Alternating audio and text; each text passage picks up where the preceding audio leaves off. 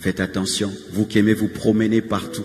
Tu es un pasteur, mais tu te promènes, et puis tu mélanges. Un jour, un jeune garçon vient me poser la question, pasteur, quelle est la différence entre le prophétique et la divination? Des telles choses qu'on enseigne aujourd'hui aux jeunes gens, que la prophétie, c'est Dieu qui la donne. Mais quand tu entres dans la dimension de la voyance, c'est toi qui décides de voir. L'occultisme. L'occultisme. Ces termes voyance-là viennent d'où? Nous, on a grandi depuis qu'on est des bébés jusqu'aujourd'hui. On n'enseignait pas la voyance à l'église. Maintenant, on commence à enseigner la voyance. Les prophètes, au lieu de dire qu'ils sont seulement prophètes, ils disent qu'ils sont des voyants. Un nouvel évangile qui amène des démons, où on voit des jeunes garçons cherchant la parole de connaissance au lieu de jeûner, de prier, qui invoquent devant des bougies, avec des pentagrammes, avec des parfums. Ça vient d'où cet évangile? Et vous croyez de telles choses, et puis vous ratez l'enlèvement, parce que c'est l'occultisme. L'occultisme, 6e sens, occultisme, 3e œil, occultisme, ce n'est pas écrit dans la parole.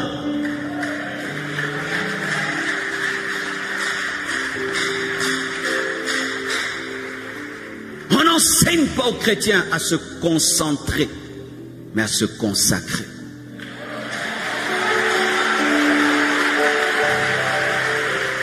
Dieu ne nous utilise pas par notre capacité de nous concentrer et regarder une bougie pendant des heures et des heures. Ce n'est pas l'évangile.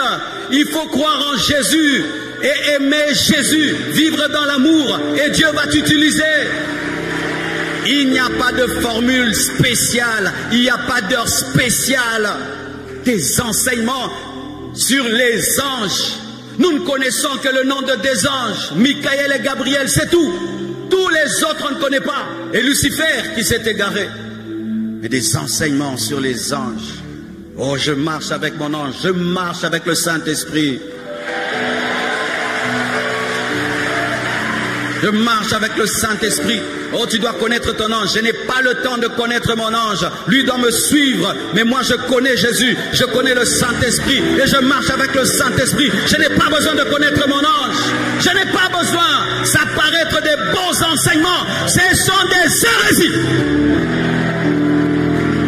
Des hérésies. Paul n'a jamais prêché ça. Pierre n'a jamais prêché ça. Nos pères n'ont pas prêché ça. Et la jeunesse, vous aimez des enseignements occultes magiques. Les magiciens n'entreront pas au ciel.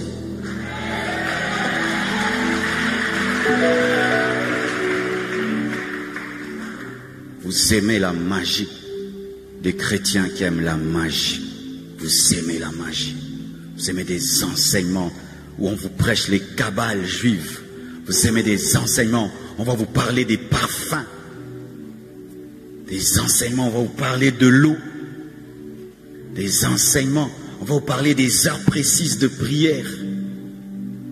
Paul n'a pas enseigné ça. Il a enseigné l'humilité. Il a enseigné la foi. Il a enseigné l'amour. Il a enseigné la prière. Il a enseigné la foi. Il n'a pas enseigné ces choses compliquées. Lorsque tu vois un homme de Dieu commence à te compliquer la Bible, il ne vient pas de Dieu. L'onction doctorale facilite la Bible. Voici la différence quand tu écoutes un docteur. Les choses qui étaient difficiles deviennent faciles.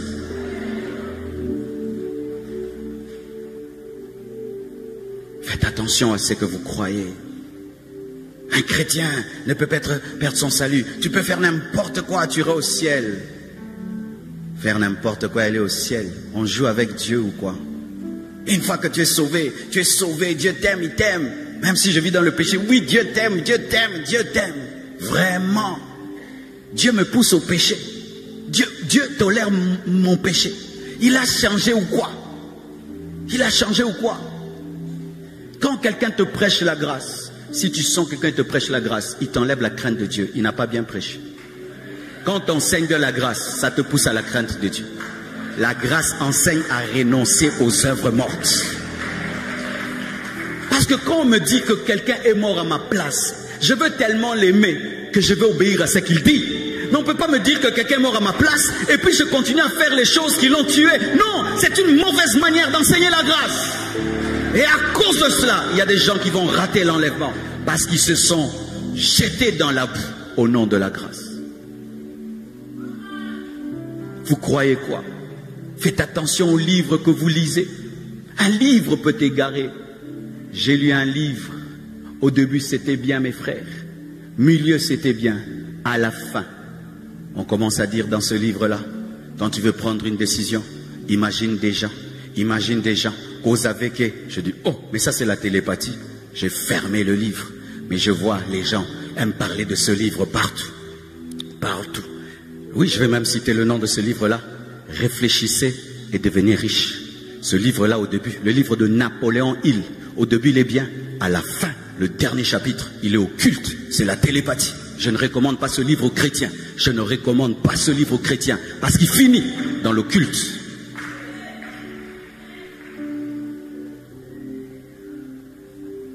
Ne lis pas tout livre. N'écoute pas toute prédication. N'écoute pas tout enseignement. Quand tu es la femme de quelqu'un, tu ne donnes pas ton oreille à tout le monde. Une véritable femme n'écoute pas tout le monde. Oui, n'écoute pas tout le monde. Et des fois on dit, oh, vous ne voulez pas que vos fidèles puissent se promener. Tout vrai pasteur ne veut pas que ses fidèles se promènent. Pourquoi? Dieu, je rendrai des comptes de vos âmes. Je rendrai des comptes. Je rendrai des comptes. Dieu me demandera vos âmes. Alléluia. N'écoutez pas des prédicateurs qui se contredisent. Tu écoutes celui-ci, casse l'autre. L'autre, il casse l'autre. Tu vas croire quoi? C'est comme ça qu'on est des chrétiens qui ne font plus rien. Quand tu suis des conseils de régime, des fois tu arrêtes sur YouTube. Ceci te dit mange, l'autre ne mange pas, mange, ne mange pas, et puis tu laisses. Et des fois, quand tu es en train d'écouter trop, ceci va te dire, hey, la foi suffit. L'autre va te dire, la foi et les œuvres. Et puis après, tu bugs. C'est comme ça que vous buguez. Même quand vous allez sur YouTube, on ne clique pas sur toutes les vidéos. Il y a une vidéo que tu peux suivre comme ça. Il y a un venin, un serpent qui sort dedans. Il te mord. Ah.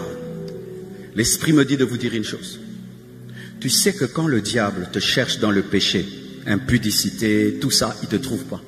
Tu sais là où il va te chercher? Il va te chercher dans ta doctrine, la bouleverser. C'est tout. Et t'avoir. Il fut un temps, j'ai été attaqué par un esprit d'athéisme, mes frères, comme vous me voyez là. J'étais chrétien, serviteur de Dieu dans notre église. J'étais à l'université. Je vais à l'université. Le professeur dit que Dieu n'existe pas. Et la preuve qu'il donne, il dit parce que l'homme existe. Comme l'homme existe, Dieu n'existe pas. Frère, j'ai cru que ça ne m'avait rien fait. J'ai cru que ça ne m'avait rien fait. Et quand je rentre à la maison, j'entends une voix qui me dit que Dieu n'existe pas. Le premier jour, je pense que c'est la blague, que ça va finir. Le deuxième jour, et plus le temps passait, la voix grandissait. Ce n'était plus une voix, c'était une pierre. Au niveau de mon esprit, je sentais qu'il y avait quelque chose au niveau de mon esprit. Plus le temps passait, la pierre grandissait. C'est pourquoi on dit que quelqu'un a un cœur de pierre, c'est vraiment spirituel, c'est vrai. Mon cœur devenait une pierre. Quand je priais, une voix me disait, Adam et Ève, qui les a créés? Ce sont vos histoires. Est-ce que Dieu a créé Adam et Ève? Mes frères, pour que je prie, je devais m'efforcer. Vous savez, comme disons Amen, nous pensons que c'est naturel, c'est surnaturel, dire Amen. Quand mon pasteur prêchait, j'avais du mal à dire Amen. Je devais m'efforcer de dire Amen. Mais la voix me disait, arrête de dire Amen, il ment, c'est faux. Dieu n'existe pas. Et puis, j'ai senti que tout mon cœur était occupé par la pierre. Il n'y avait qu'une toute petite partie. Ce n'était pas l'attaque de l'impudicité, ce n'était pas l'attaque de la sorcellerie. Quelqu'un a enseigné l'hérésie. Alors un jour, je suis allé devant Dieu. J'ai pleuré, j'ai dit, Dieu, cette pierre est en train de grandir. Si tu ne fais rien, je ne croirai plus en toi. Et tu sais que je me sanctifie parce que je crois que tu existes. Mais si je ne crois plus que tu existes, je vais retourner à mes péchés. Fais quelque chose. Frère, si tu es sincère, Dieu ne t'abandonnera jamais. Et tu sais comment Dieu m'a sorti de là? Il m'a enseigné. Les voies de Dieu sont insondables. Des fois, tu peux avoir un grand problème. Tu penses que Dieu va utiliser des grandes méthodes, mais il va utiliser une petite méthode. Des fois, quand tu vois Goliath, tu penses que Goliath va être tué par un géant, mais sera tué par une petite pierre. Parce que Dieu n'est pas obligé d'avoir un géant contre un géant. Il a besoin de te vendre une pierre par rapport à un géant. Alléluia.